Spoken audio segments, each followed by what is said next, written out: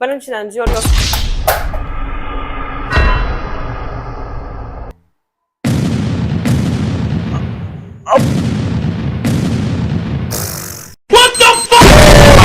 Нет, пожалуйста, нет. Пожалуйста, fakat сынмаган bo'l, iltimos.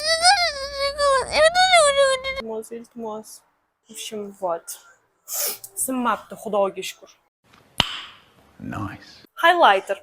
Yaltirashimiz uchun qizlar. Совсем прикол. Bu hozirgi maslagiy ko'rsatganim, a bu o'zimniki.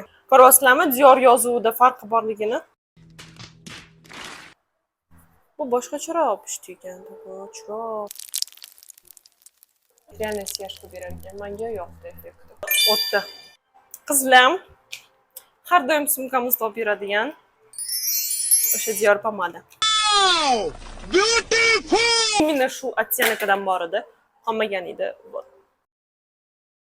yoqda уже mani mikrofonim ishlamay qo'ygan, так что bu yoqqa озвучка ketadi. Плюнь на всех, давай сделаем. Pomadani surkab ko'rdim. Mana eski Dior pomadamda просто anu botoks effekt berardi, labinani ko'lij qilib, a bunda unaqa effekt yo'q ekan, labi ham ishirmaydi, yaltiramaydi, просто rangi o'xshash.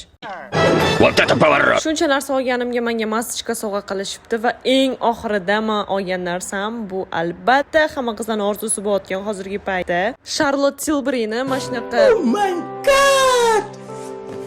naborni oldim. Короче, ichida konsiler, pudra, и tonalka chiqargan. Yuzimda bo'yi kushon bo'lganligi uchun pudradan boshladim. Sponjini ham tushirib oldim. Malades. Endi buni olib, pudrasini surkashni boshladim. 02 ottenakda ekan, juda ham ochiq ekan ottenaki. Lekin kачествоsi yaxshi ekan. To'g'risi men solishtirib olmayman, chunki menda oldin Charlotte Tilbury bo'lmagan. Matvi effekt berdi, zo'r yopib berdi. Konsilerni ham ishlatib ko'rgim keldi. Bu ham 02 ottenakda ekan, ochroq ekan, takoy. Ochamdi bo'lmaydi. Qana rangida-da. Menga chesna konsileri yo'qdi. Prям quyuq emas, suyuq emas. Takoy zo'r turib berdi. Tonalkasini ishlatmadim, chunki уже yuzimda Dior kushon bor edi. O'shaning uchun keyingi videolarda ishlatib ko'rsataman. Просмотр uchun rahmat. Всем пока-пока.